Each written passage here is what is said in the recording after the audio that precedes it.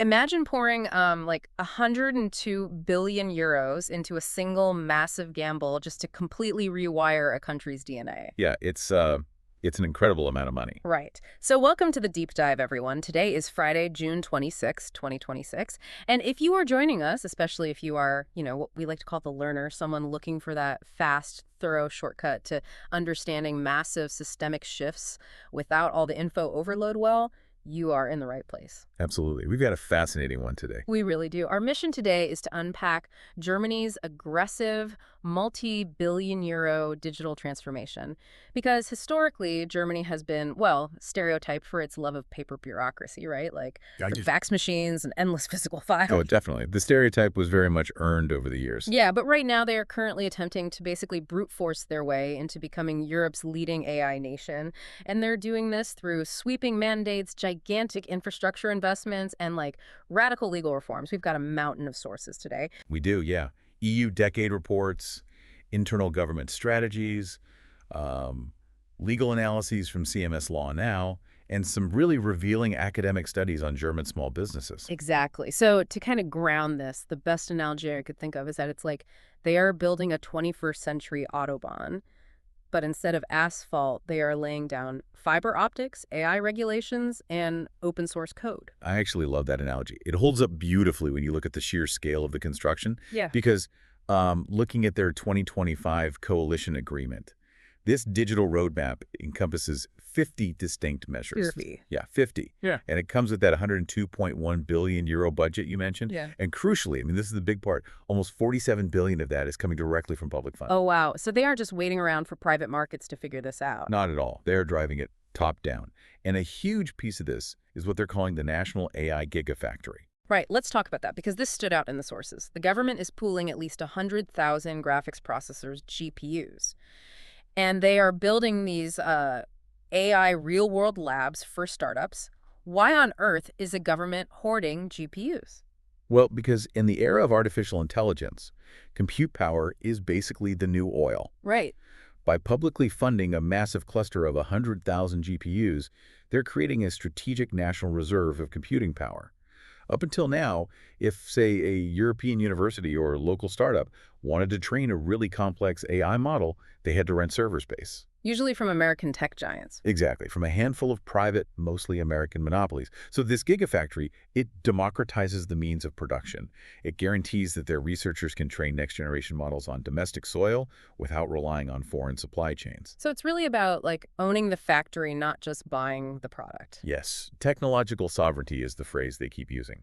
Technological sovereignty, got it. But you can't run a gigafactory on, dial-up internet. And their gigabit strategy is just as aggressive. The sources noted they were aiming for 50% fiber optic penetration in households and businesses by 2025. Which was a massive lift, yeah. And universal mobile coverage by 2026. They even earmarked 1.1 billion euros specifically to build 5,000 mobile masts in completely unpowered rural areas. Right, and those rural masts are actually a perfect example of the underlying logic here. Think about it.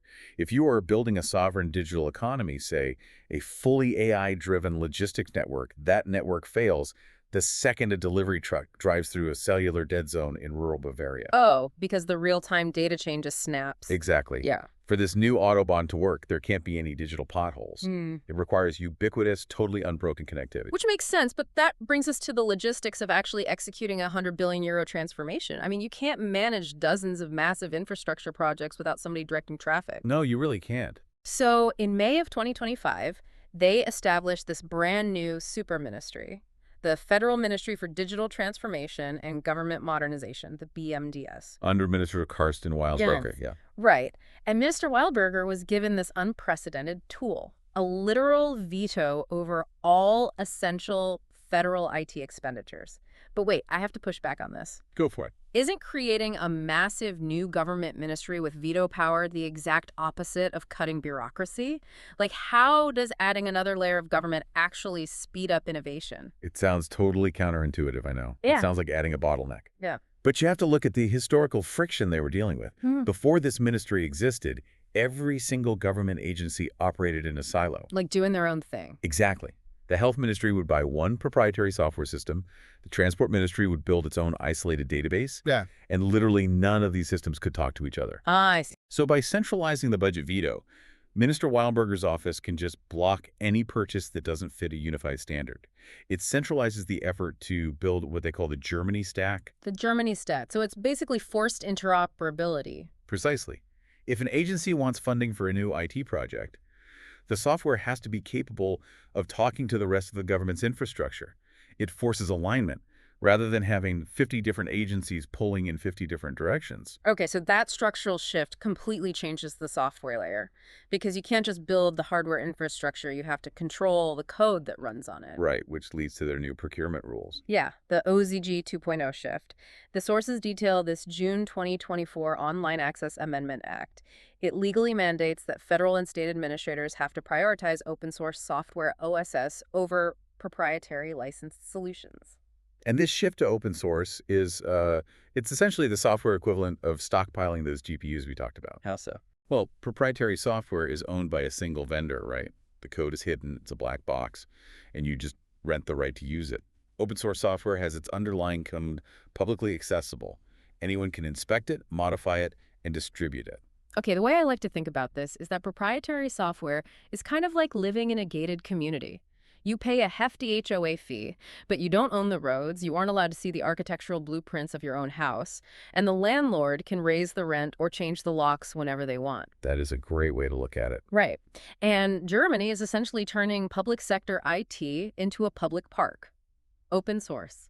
Inspectable by anyone. Yes, and extending that public park metaphor, if you own the park, your security experts can inspect the soil to make sure there's nothing toxic buried there. Oh, like hidden malware or vulnerabilities? Exactly. With proprietary software, governments often have no idea if there are backdoors in the code. Mandating open source allows them to audit the code line by line. It's a huge part of that digital sovereignty push. And they are taking this philosophy global, too. The sources mentioned that in November 2025, Germany and India signed a joint declaration of intent for telecom cooperation.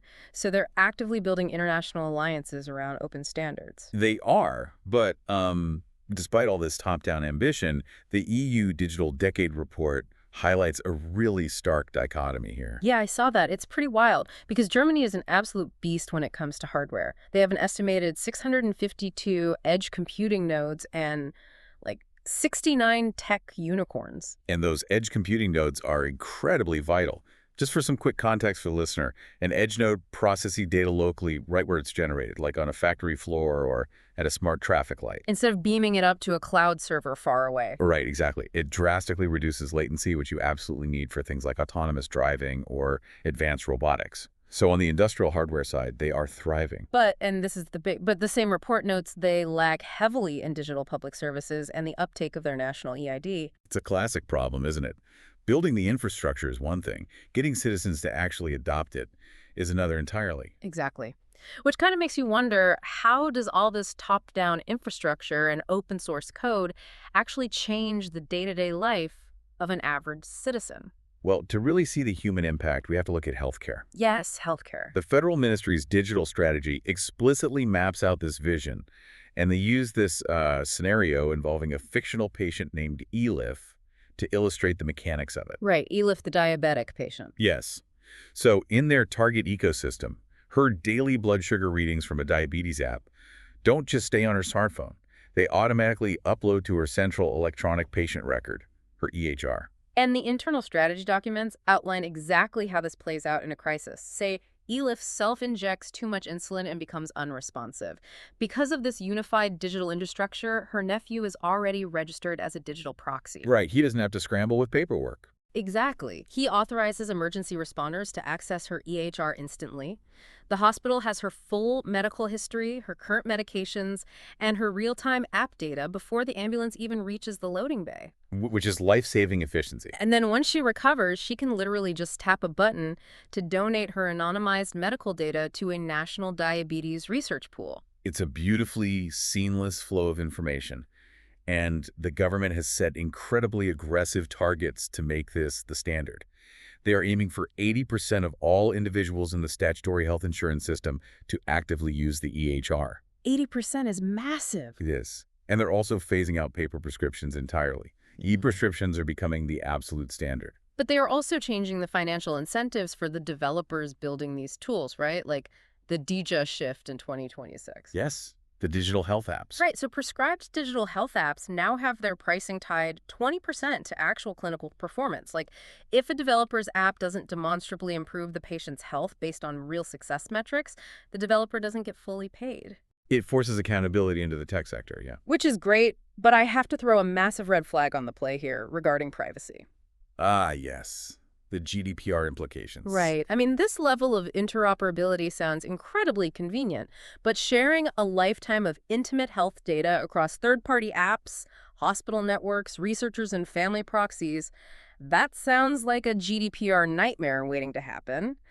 The fines for violating European privacy laws are astronomical. How do they balance this data sharing without triggering massive privacy violations? Well, you've just hit on the exact thing that has held German digitalization back for the last decade, that paralyzing fear of GDPR noncompliance. Yeah, I'd be terrified if I was a small clinic. Exactly. A local clinic or a small business looks at the sheer complexity of data privacy laws, looks at the potential for multi-million euro fines, and simply decides, you know what, it is way safer to stick with filing cabinets and paper records. Better safe than sorry. Right. So to solve this bottleneck, in late 2025, Germany proposed a regulatory shift that fundamentally alters the mechanics of European tech law. The modernization agenda. I have to say, this proposal completely blew my mind because it changes who gets in trouble when things go wrong. It's a massive pivot. Historically, the legal burden of GDPR compliance has rested heavily on the end user. Like the local bakery or the clinic? Exactly. If a local bakery uses a customer relationship management software, or CRM, and that software leaks customer data, the bakery is held liable for failing to protect the data. Which seems kind of unfair, honestly. Germany agrees, so they submitted a radical proposal to the EU to shift that liability away from the end user, the clinic or the bakery, and place it directly onto the software manufacturer. So wait, if the software leaks data because it was poorly designed, the clinic isn't sued, the software developer is. Exactly. The concept is privacy by design. And there is actually a strong precedent for this in another area of tech law. Really? Where? Under the European Cyber Resilience Act, manufacturers are already legally required to ensure their products are secure from malicious hackers. If a company sells a router with terrible security and it gets hijacked, the manufacturer is liable. Oh, I see. So Germany is simply arguing that this logic must extend to data privacy. They want to close the gap where a product might be perfectly secure from a hacker, but is built in a way that inherently violates privacy laws when a normal business tries to use it. Okay, but think about the economic fallout of that shift. I mean, if you suddenly tell global software makers that they carry all the legal risk for how a small business uses their app, aren't they just going to pull their products out of Europe? Or hike the prices astronomically to cover their new massive legal insurance policies? It is an enormous gamble, I'll give you that, and you would certainly see friction from software vendors in the short term. However, the calculation is based purely on market size. Meaning? The European market is simply too lucrative for major global software vendors to abandon. Germany's bet is that vendors will adapt by building foolproof, highly restrictive privacy controls into the core architecture of their software. So it's safe by default. Right. If the software is legally risk-free right out of the box, it completely removes the fear that is currently stopping small businesses from adopting digital tools. And they desperately need those small businesses to adopt them. I mean, when we talk about the German economy, we aren't just talking about massive auto manufacturers. We are talking about the middle stand. The middle stand, yes. Yeah. This is crucial. Yeah, these are the small and medium-sized enterprises that make up, what, over 99% of all German companies? Exactly. They are the absolute backbone of the economy. Mm-hmm. And if the middle stand fails to digitalize, the entire national project fails. And according to a fascinating academic study in our sources, the Gioia method study, they are failing. The divide is just brutal. It's a tough read, honestly. Yeah. In 2022, 62% of companies with over 50 employees successfully completed a digital project. But when you look at micro SMEs, businesses with fewer than 5 employees, only 29% managed to do the same. If you are a tiny company, you are completely stranded. And the study meticulously breaks down the mechanics of why this divide exists. They identify 4 specific barriers that are just crushing these micro SMEs. Let's walk through those because they paint a really clear picture. The first is a severe lack of skills. I mean, only 15% of these small companies have dedicated IT specialists on staff. Which makes sense. If you have 4 employees, you're not hiring a full-time IT guy. Right. And that leads directly to the second barrier, which is a lack of awareness or strategy. Without an IT department, tech adoption relies entirely on the personal tech savviness of the owner. Right, if a 60-year-old owner plans to retire in 5 years, they have zero incentive to overhaul their entire operating system. Exactly. Then the third barrier is money, which is always the great divider.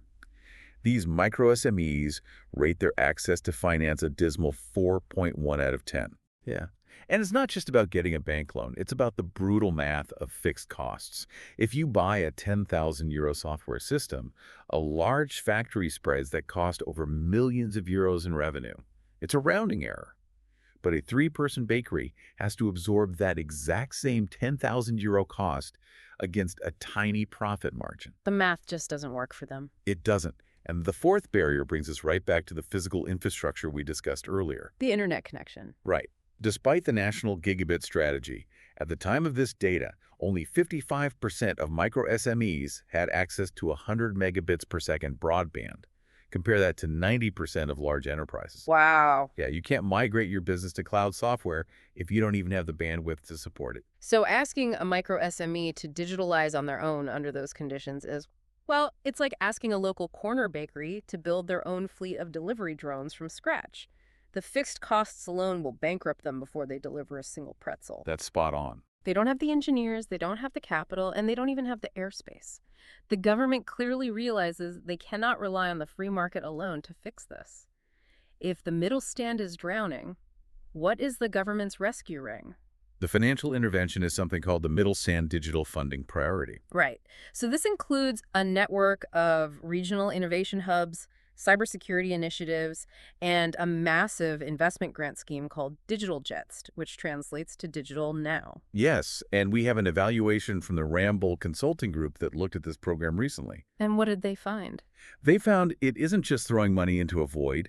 It actually generated up to 1.2 billion euros in additional gross value added to the economy. That's a solid return. It is. And it's successfully reaching diverse sectors, too. About 25% of the grants went to services and 17% to industrial firms.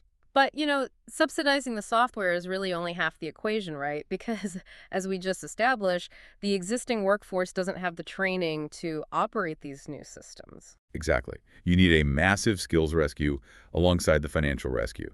And the internal strategy documents highlight another narrative use case to explain their solution here. Ah, the story of Henrietta. Right. Henrietta, who works in mechanical engineering. So under this new digital skills framework, she logs into the National Education Platform, the NBP, and she accesses this using a single sign-on wallet that securely stores all her verified credentials and past skills profiles. Which is super convenient. Yeah.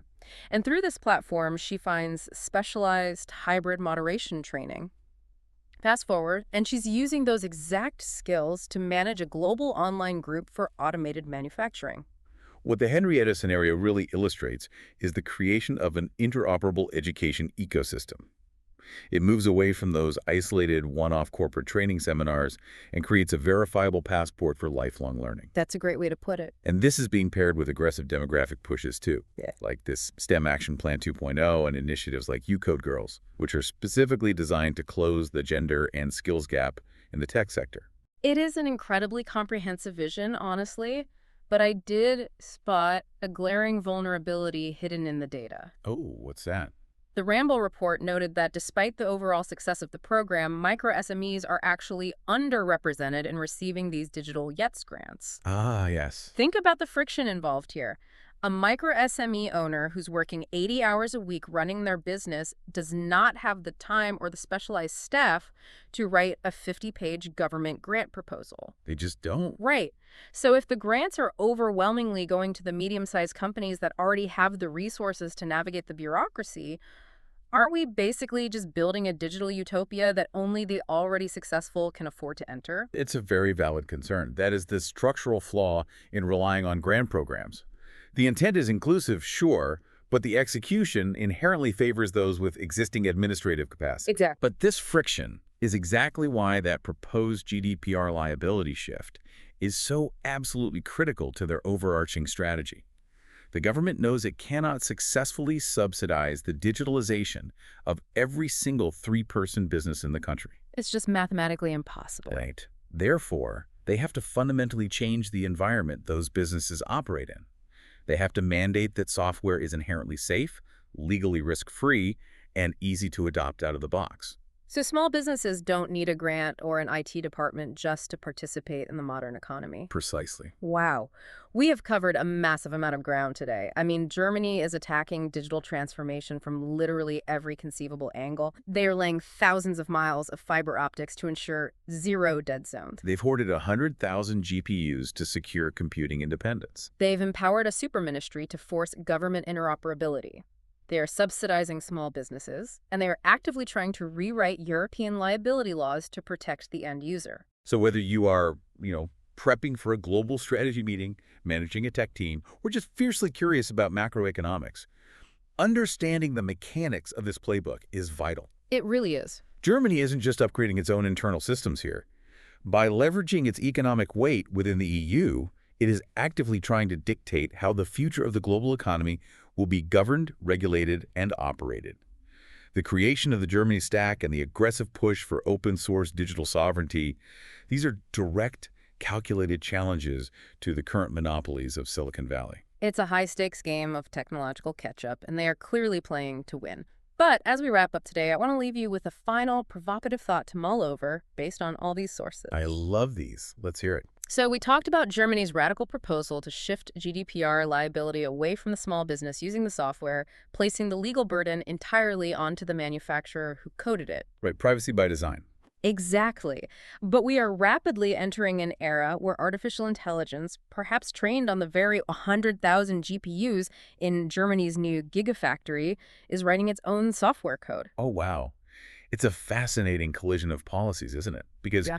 if an AI writes the code, and that code is integrated into a public health app, Yes. If an AI-generated digital service violates a citizen's privacy, and the new legal framework says the manufacturer is strictly liable, who exactly goes to court? that's a brilliant question. Is it the hospital that deployed the app, the open source community that trained the AI model, or, I don't know, the AI itself?